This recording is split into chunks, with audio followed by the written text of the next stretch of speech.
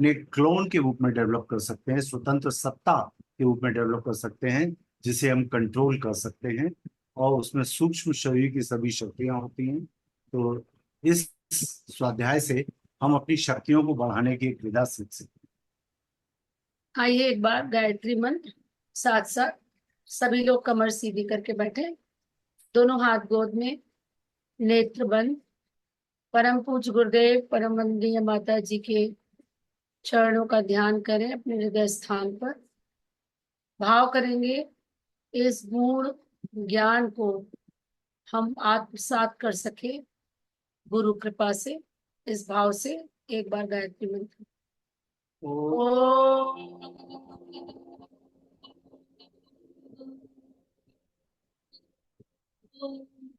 ओम भूर्भुवः स्वः तत्सवितुर्वरेण्यं भर्गो देवस्य धीमहि धियो यो नः प्रचोदयात्। ओम गुरुर्ब्रह्मा गुरुर्विष्णु गुरुरेव महेश्वर गुरुरेव परब्रह्म तस्मै श्री गुरुवे नमः। तस्मै श्री गुरुवे नमः। शरीर शास्त्री से पढ़ना। शरीर शास्त्री जितना ज्ञान अब तक देह के भीतर भीतरी और बाहरी अंगों के संबंध में प्राप्त कर चुके हैं, उससे कहीं अधिक गंभीर ज्ञान हमें अपने सूक्ष्म और कारण शरीर के संबंध में प्राप्त करना चाहिए। जो शोधें प्राचीन काल में हो चुकी है, उससे आगे का सारा क्रम ही अवरुद्ध हो गया, जबकि आवश्यकता उसे निरंतर जारी रख जाने की थी। ज्ञान का अंत नहीं। ये जो बात गुरुदेव लिख रहे हैं, तो उसमें हमको सबसे पहले तो जानने नहीं, मानने की स्थिति में आना चाहिए कि हमारे तीन शरीर हैं। जानते तो सब हैं कि हमारा स्थूल शरीर है, सूक्ष्म शरीर है और कारण शरीर है, लेकिन अधिकतर हमारी जो शक्ति लगती है वो स्थूल शरीर को स्वस्थ रखने में या उसकी देखभाल करने में लगती है। सूक्ष्म और कारण के प्रति हम अनभिज्ञ रहते हैं। जो अचिंत्य है वो सोच रहे हैं, जो नहीं भाव आना चाहिए वो अंदर भाव आ रहे हैं, जानते हैं। अब तो रिसर्चर्स कहती हैं कि क्रोध से इतना हाई लेवल कॉर्टिसोल सेक्रीट होता है कि हमारे कई सारे नॉर्मल सेल्स डिस्ट्रॉय हो जाते हैं। एसिड, लगभग एसिड जैसी स्थिति जो है वो हमारे शरीर के अंदर बन जाती है क्रोध से, कुछ मिनटों के क्रोध से। तो अब लेकिन अवेयर नहीं होंगे तो कैसे काम चलेगा। दूसरी बात जो गुरुदेव कह रहे हैं कि जो शोधें प्राचीन काल में हो चुकी हैं, उससे आगे का सारा क्रम ही अवरुद्ध हो गया। अवरुद्ध इसलिए हो गया क्योंकि मुगल पीरियड में हम लोगों ने अपने प्राचीन गुरुकुल पद्धति को छोड़ दिया। हम लोग जो भी शोधें हो चुकी थी उसके आगे हमने कोई क्रम जारी नहीं रखा। एक कारण और है, गुरुदेव लिखते हैं अपनी पुस्तक विज्ञान और अध्यात्म एक दूसरे के पूरक है, उसमें गुरुदेव ने विज्ञान की बहुत सराहना की। क्या हुआ कि अध्यात्मवादी जो थे वो विज्ञान को एक्सेप्ट नहीं करते थे, वो विज्ञान को उन्होंने सिरे से नकार दिया। और जो वैज्ञानिक हुए, उन्होंने अध्यात्म के क्षेत्र को एकदम अलग कर दिया। उन्होंने कहा ये तो एक, इसको तो प्रूव नहीं कर सकते, देख नहीं सकते, ये परोक्ष ज्ञान है, तो इस पे विश्वास मत करिए, ये अंधविश्वास है। तो दोनों ने एक दूसरे को आगे बढ़ाने की बजाय एक दूसरे को काटा। अध्यात्म ने अगर विज्ञान की सराहना करी होती और विज्ञान की तरह रिसर्च बेस्ड उस फील्ड में बढ़ा जाता, तो आज मानव जीवन कुछ ही और स्तर पे होता, कॉन्शियसनेस। और विज्ञान ने अगर अध्यात्म को ना नकारा होता तो वो विनाशकारी परिस्थितियां नहीं होती जो आज विज्ञान के कारण उत्पन्न हुई है। ये गुरुदेव आप लोग सब पढ़िएगा, या तो अगली पुस्तक उसको ले सकते हैं। बहुत इंपॉर्टेंट है कि किस तरह से अध्यात्म और विज्ञान एक दूसरे के पूरक है। जैसे जड़ और चेतन है ना, जड़ विज्ञान है और चेतन जो परिस्थितियां हैं वो हमारी जो सूक्ष्म, और सूक्ष्म का जो ज्ञान होता है, जो जगत हमको दिखाई नहीं देता, तो ये जो हमारे साथ मतलब एक कहना चाहिए एक अवरोध आ गया अध्यात्म के क्षेत्र में, वो इसलिए क्योंकि इसमें शोध नहीं किया। एक तो उसका जो एक्सप्लेनेशन था वो हम भूल गए, हम लोग कर्म कांड तक सीमित रह गए, और कुछ एक समाज के एक वर्ग ने उसको अपने हाथों में ले लिया, उसको अपना कंट्रोलिंग पावर, जैसे जैसे आप पंडित कहते हैं या जो भी, मतलब एक धर्म के एक सॉर्ट ऑफ ठेकेदार बन गए।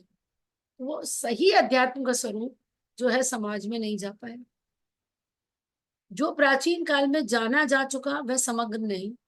मानवीय सामर्थ्य और विराट की अनंतता की तुलना करते हुए यही उचित है कि उपलब्ध ज्ञान को पूर्ण ना माना जाए और अन्वेषण कार्य जारी रखा जाए। जैसे पुराने समय में होता था, कोई एक कंसेप्ट कोई ऋषि देते थे और फिर शास्त्रार्थ होता था, फिर कोई तीसरा ही कंसेप्ट निकल के आ जाता था।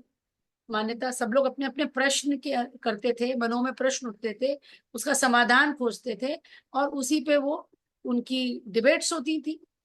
और नैमिषारण्य में तो कितने हजार ऋषि, एक 88 88,000 ऋषि तक। ऋषि एकत्रित होते थे। वो एक सेंटर पॉइंट था आध्यात्मिक कॉन्फ्रेंसेस का। आगे। प्राचीन काल में एक ऐसी बात बता रहे हैं आपको। प्राचीन काल में तीर्थ वहीं डेवलप होते थे जहां पे यज्ञ होते। नैमिषारण्य में सृष्टि का प्रथम यज्ञ स्वयं ब्रह्मा जी ने करवाया। ब्रह्मा जी निकला। और हम लोग इस समय पुस्तक का 27वां पेज पढ़ रहे हैं। इसमें गुरुदेव ये कह रहे हैं कि हमें सूक्ष्म कारण शरीर के संबंध में ज्ञान प्राप्त करना चाहिए, और जो शोधें प्राचीन काल में हो चुकी हैं उससे आगे का सारा क्रम अवरुद्ध हो गया, मतलब उसमें रिसर्च होनी बंद हो गई, जबकि आवश्यकता थी उसे जारी रखा जाता। इसी पुस्तक के पिछले 24वें पेज पे एक आया है। जे मुल्डोन नाम के एक साइंटिस्ट हुए हैं। जे मुल्डोन अपने स्थूल शरीर से सूक्ष्म शरीर को पृथक करने के कितने ही प्रदर्शन कर चुके थे। उन्होंने इन सब की चर्चा अपनी पुस्तक में की, और पुस्तक का नाम है the projection of astral body. इसमें जे मुल्डोन जी ने अपने शरीर से सूक्ष्म शरीर को पृथक करने की बात बताई कि वो कैसे करते हैं।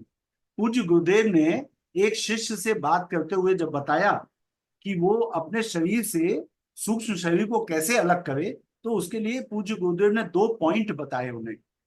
उन्होंने कहा कि 2 बातें आपको अपने अंदर विश्वास के स्तर पर, श्रद्धा और निष्ठा के स्तर पर स्थापित करनी पड़ेंगी, तब आप ये काम कर पाएंगे।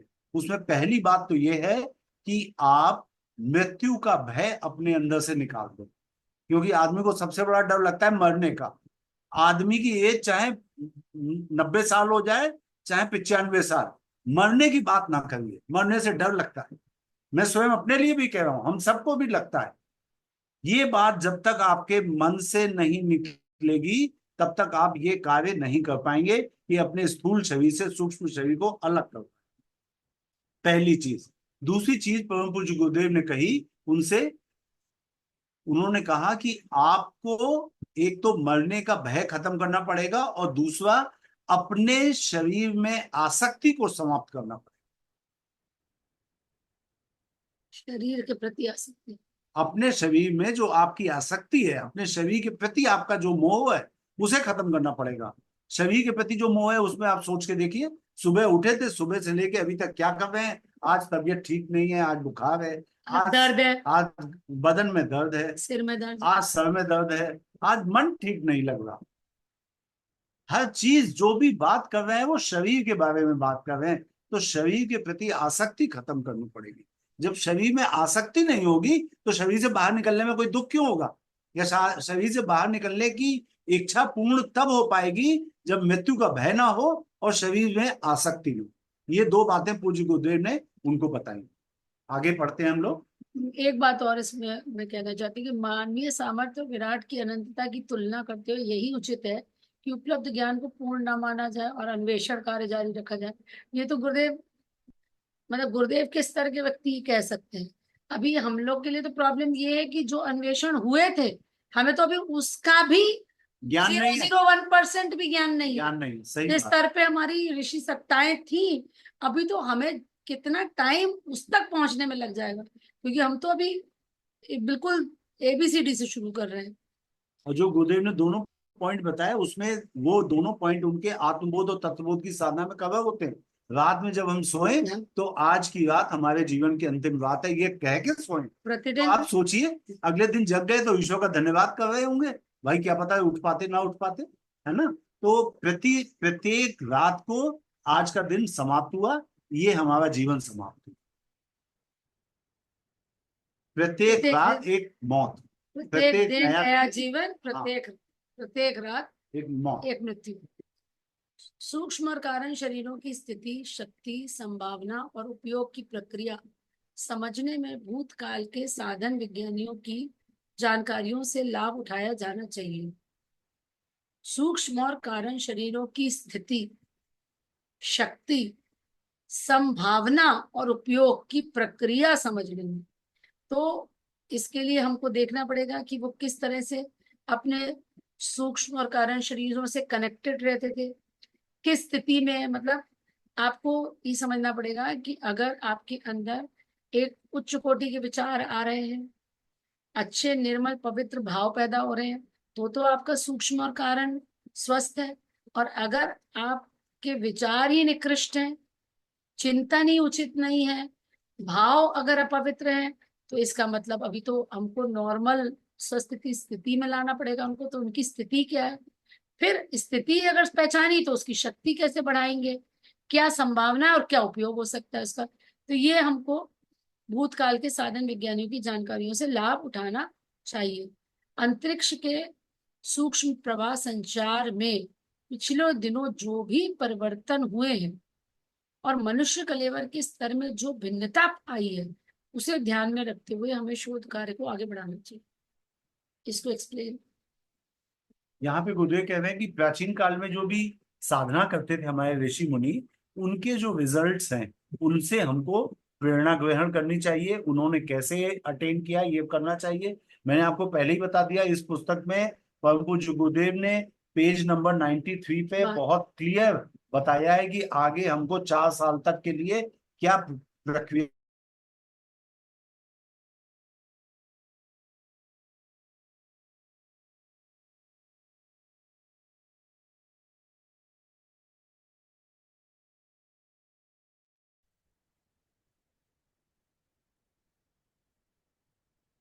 तरीके अलग अलग बताए हैं, 3 प्रवाह संचार में पिछले दिनों जो परिवर्तन हुए और उससे मनुष्य कलेवर के स्तर में जो भिन्नता आई है, हाँ, उसे हमें शोध कार्य को आगे बढ़। देखिए, अंतरिक्ष में जो सूक्ष्म प्रवाह है उसका मतलब एक तो प्राणों का प्रवाह है। मैंने आपको बताया था साधना से सिद्धि पास भाग 2 में, साधना से सिद्धि भाग 2 में परम पूज्य गुरुदेव ने क्लियरली लिखा है कि जो कुंडलिनी जागरण 50 वर्ष में लोग कर पाते हैं, उसको मैं 3 वर्ष में अपने कार्यकर्ताओं का करा दूंगा। लेकिन उसके लिए एक 15-20 मिनट का आपको क्रिया करनी है। वो क्रिया क्या है? गहरी सांस अंदर, गहरी सांस बाहर, कुंभक में, ना अंतः कुंभक ना बाह्य कुंभक, और सूर्य का ध्यान करना है। ये क्रिया हमें सूर्य का ध्यान करते हुए गहरी सांस अंदर, गहरी सांस बाहर, पूर्व की तरफ मुख करके बैठना है। हो सके तो पालथी मार के, नहीं तो आराम के उसी पे दोनों हाथ गोदी में, बायां नीचे दाहिना ऊपर। हमें अपने ऋषि सत्ताओं का धन्यवाद देते हुए परम पूज्य गुरुदेव परवंदनीय माँ भगवती देवी शर्मा के चरणों में प्रणाम करते हुए उनके संरक्षण, उनके मार्गदर्शन में ये क्रिया करो। 2 स्थानों पे गुरुदेव ने समय के बारे में लिखा है। शुरुआत में लिखा है सूर्योदय से 1 घंटा पहले से 1 घंटे बाद तक, लेकिन जब अंदर डिटेल में लिखने लगे हैं तो उन्होंने लिखा है सूर्योदय से आधा घंटा पहले से लेके सूर्योदय से आधा घंटा बाद तक। तो मैं बाद वाली बात को ज्यादा अच्छी तरह से समझ पा रहा हूँ, क्योंकि और भी कई जगह आधे घंटे वाली बात कही है उन्होंने। तो सूर्योदय से आधे घंटे पहले से सूर्योदय से आधे घंटे बाद तक आपको ये क्रिया करनी है। कुंभक नहीं, सांस अंदर सांस बाहर, सूर्य का ध्यान, पूर्वाभिमुख होकर के, पूर्व अभिमुख होकर के, पूर्व दिशा में मुख करके, हिमालय की तरफ देखते हुए। हरिद्वार में शांति कुंज है, शांति कुंज में अखंड दीपक सरल श्रद्धा प्रखर प्रज्ञा माँ और गुरुदेव की समाधि का ध्यान करते हुए आप ये क्रिया करें।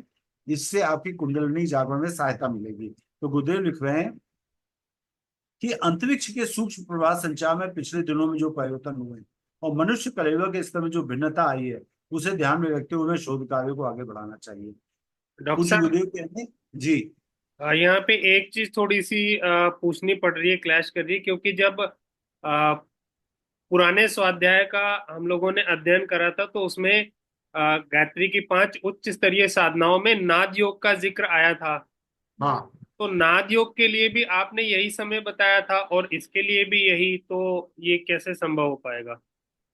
ये इसमें 1 घंटे का टाइम है। मान लीजिए आज सूर्योदय है 5:30 पे, मान लीजिए। जी। तो आप 5 बजे से 6 बजे तक इसको कर सकते हैं। तो दोनों इसको चीजों 15 मिनट करना है प्रतिदिन, 15 मिनट।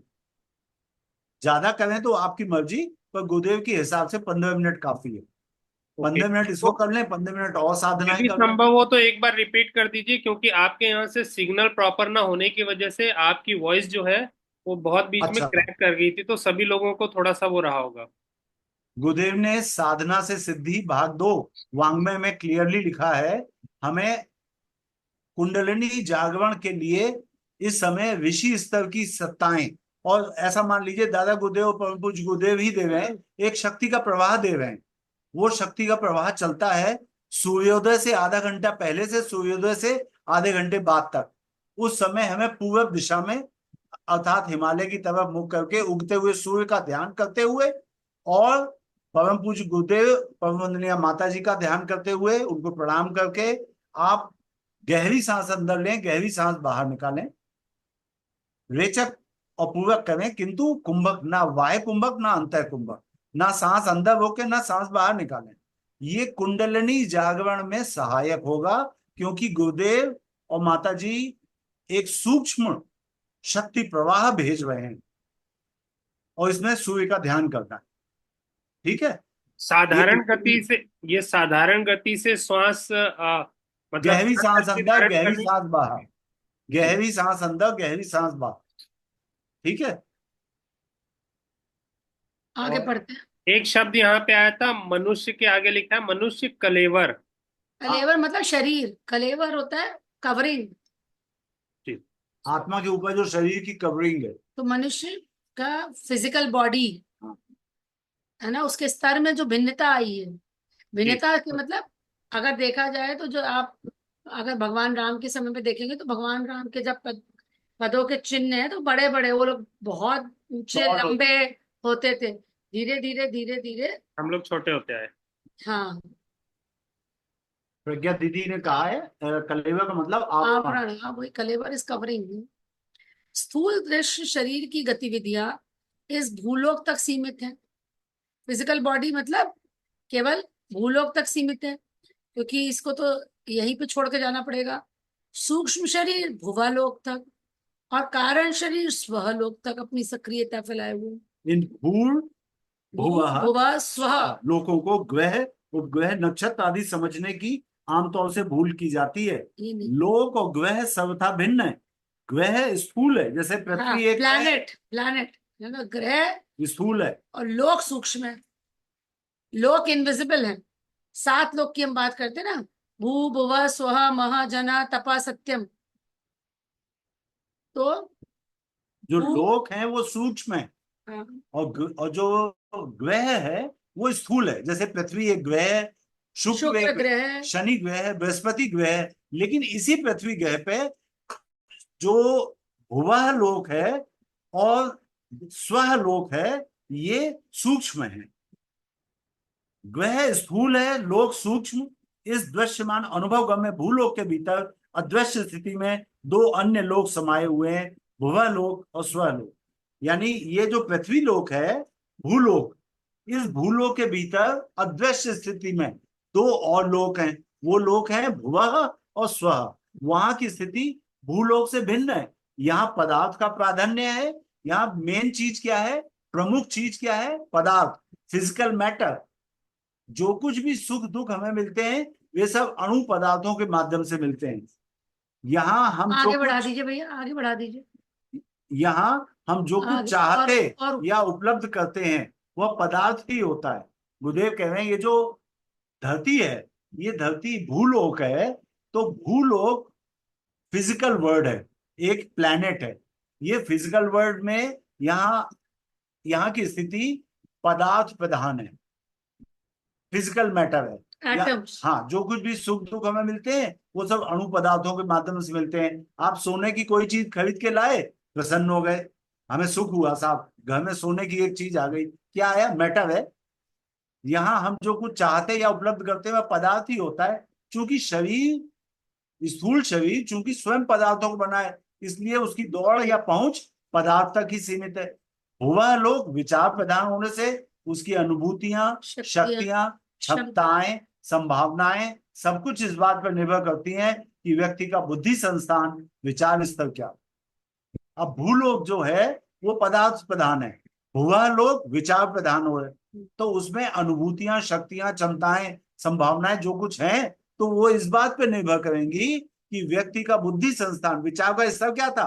अच्छे विचार होंगे तो आपके भुवा लोक का उन्नयन होगा, वो अच्छा बनेगा। स्वह लोक भावना लोक है, यह भावना प्रधान है, भावनाओं में रस है, प्रेम का रस प्रख्यात है। रसो वय सह, वय शब्द वा के ऊपर 2 बार ए की बिंदी लगा दें, संस्कृत में इसका मतलब होता है निश्चित ही। यज्ञो वय विष्णु, यज्ञ ही विष्णु है, हम ये निश्चित रूप से कह सकते हैं। जब ये आप कोई सर्टेनिटी से 100% कोई बात कहते हैं तो उसमें कहते हैं वय। तो ईश्वर की लिखा जाता है रसो वय सह, वह यथात ईश्वर रस रूप है, अर्थात भावना प्रधान है। हमारे जितने ईश्वर हैं, भगवान राम है, भगवान कृष्ण है, वो सब अपने कारण शरीर में जा चुके। स्वह लोक भावना लोक है, यह भावना प्रधान है, भावनाओं में रस है, प्रेम का रस प्रख्यात है। माता और बच्चे के बीच, पति और पत्नी के बीच, मित्र और मित्र के बीच कितनी प्रगाढ़ता, घनिष्ठता, आत्मीयता होती है, यह हम प्रत्यक्ष देखते हैं। वे संयोग में कितना सुख और वियोग में कितना दुख अनुभव करते हैं, रस प्रधान होने के कारण। जैसे प्रेम जो है ये एक भावना है, प्रेम और आत्मीयता, वात्सल्य, ये आत्मा के गुण है। ये आत्मा के जो गुण हैं भावनाओं के कारण है। इसे कोई सहृदय व्यक्ति अपनी अनुभूतियों की तथा उन स्थितियों के ज्वार भाटे से प्रभावित लोगों की अंतः स्थिति का अनुमान लगाकर वस्तु स्थिति की गहराई जान सकते हैं। अगर किसी का मित्र उससे बिछड़ जाता है, किसी की पत्नी की मृत्यु हो जाती है तो उसे कितना दुख होता होगा। ये दुख भावनाओं के स्तर पे होता है, और इसमें जो आंतरिक स्थिति में ज्वार भाटे जो आते हैं वो बहुत भावनाशील लोग ही समझ पाएंगे। यह भाव संवेदना इतनी सघन होती है कि शरीर और मन को किसी विशिष्ट दिशा में घसीटती हुई कहीं से कहीं ले पहुंचती है। देखिए, पदार्थ से सूक्ष्म है विचार, विचार से सूक्ष्म है भावनाएं। तो आपने आज ये अगर ज्वाइन किया है स्वाध्याय, तो आपके मन में एक विचार था स्वाध्याय सुनना है, तो उस स्वाध्याय सुनना है, ये सुनने के लिए आपके शरीर को कष्ट करना पड़ा। आपने अपना मोबाइल चार्जिंग में लगाया, आपने अपने मोबाइल पे वो लिंक खोला और समय निकाल करके आप बैठे हैं। यानी आज एक मामूली सा विचार कि स्वाध्याय सुनना है, उसने आपके पूरे 6 फुट के शरीर को मोबिलाइज कर दिया। अब सोचिए, विचार से भी सूक्ष्म है भावना, तो भावना क्या कर सकती है? भावना तो और ज्यादा शक्तिशाली हो गई, विचार से भी ज्यादा शक्तिशाली है। यह भाव संवेदना इतनी सघन होती है कि शरीर और मन को किसी विशिष्ट दिशा में घसीटती हुई कहीं से कहीं ले पहुंचती है। श्रद्धा और विश्वास के उपकरणों से देवताओं को विनिर्मित करना और उन पर अपना भावारोपण करके अभीष्ट वरदान प्राप्त कर लेना, यह सब भाव संस्थान का चमत्कार है। ईश्वर कौन है, कहाँ है, कैसा है, इसी तरह की एक पुस्तक लिखी है पूज्य गुरुदेव ने। उसमें पूज्य गुरुदेव ने कई डिस्टिंक्शन दिए, भगवान किसे कहते हैं, ईश्वर किसे कहते हैं। तो उन्होंने कहा भगवान को भक्त विनिर्मित करता है। मीरा ने अपने कृष्ण को स्वयं जीवित कर लिया था प्रेम की सघनता से। तो जो भावनाएं होती हैं वो श्रद्धा और विश्वास के उपकरणों से देवता को विनिर्मित करती हैं और उस पर अपने भावों को आरोपित करके अभीष्ट वरदान प्राप्त कर लेती है। ये सब भाव संस्थान का चमत्कार है। देवता होते हैं या नहीं, उनमें वरदान देने की सामर्थ्य है या नहीं, इस तथ्य को समझने के लिए हमें मनुष्य की भाव सामर्थ्य की प्रचंडता को समझना पड़ेगा।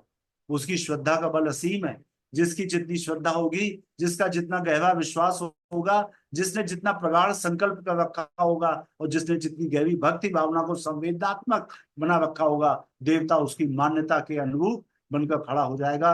वह उतना ही शक्ति संपन्न होगा और उतना ही सच्चे वरदान देगा। परम पूज्य गुरुदेव ने जो अपना गायत्री महाविज्ञान लिखा है, उसमें गायत्री मंत्र के बारे में डिस्क्रिप्शन देते हुए पूज्य गुरुदेव लिखते हैं, अभी नीचे ले नीचे। पूज्य गुरुदेव कहते हैं कि जिस साधक को अपने मंत्र पर जितना अधिक विश्वास होगा, उसको उतना ही अधिक फल मिलेगा। कहना ना होगा कि हर चीज सूक्ष्म होने पर अधिक शक्तिशाली बनती चली जाती है।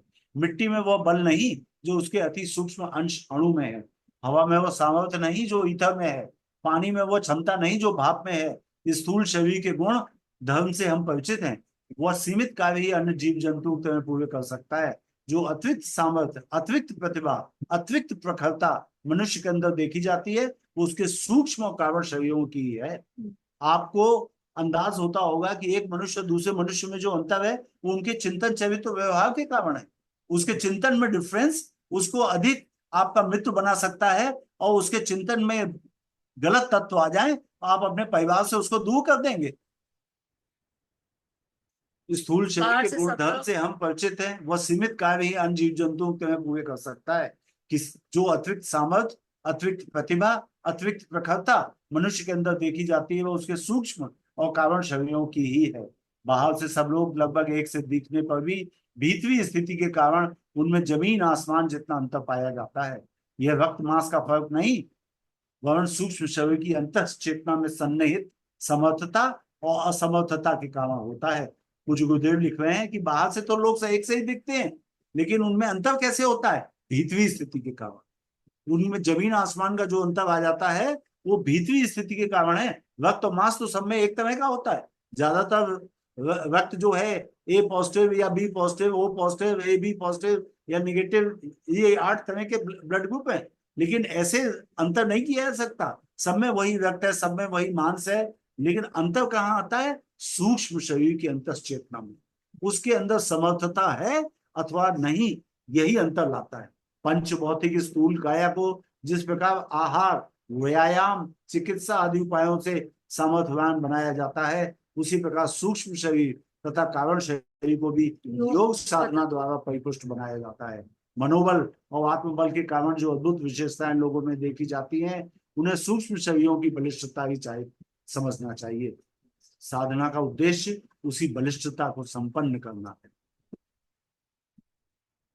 यहाँ पे साधना का महत्व समझना चाहिए कि जितना एनर्जी हम आहार को साधने में, व्यायाम करके अपने स्थूल शरीर को परिपुष्ट बनाने में लगाते हैं, उतना ही जो है साधना के द्वारा मनोबल और आत्मबल को विकसित करने में भी लगाना चाहिए, जिससे सूक्ष्म और कारण शरीर भी परिपुष्ट हो, और तभी आप बड़े कार्य कर सकते हैं। जिस तरह से गुरुदेव चाहते हैं कि जो युग निर्माण में जो भी भूमिका होगी वो केवल शरीर से हृष्ट पुष्ट, शरीर को तो निरोग रखना ही है, निरोगी काया ही कुछ कर पाएगी, लेकिन उसमें अधिक महत्व किसका है?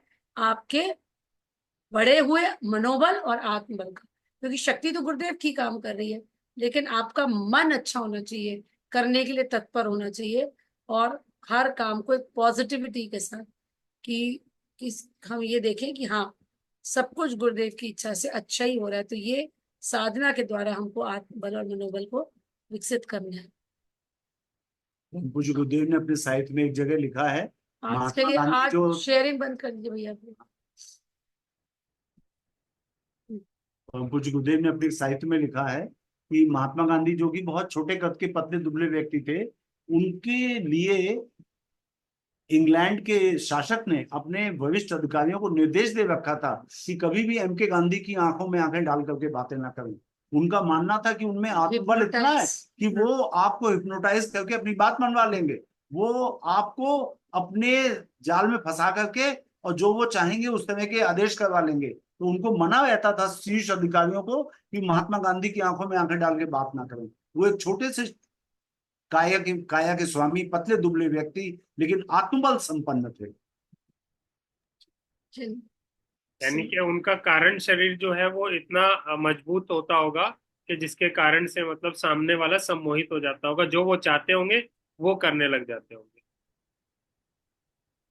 पवन पुष्प गुदेर ने महाकाल और युग प्रत्यावर्तन प्रक्रिया में लिखा है कि महात्मा गांधी की स्वयं की साधना कितनी थी ये तो मैं नहीं कह सकता, लेकिन विधि के विधान से उनको स्वतंत्रता आंदोलन का ब्रह्मा बनाया गया।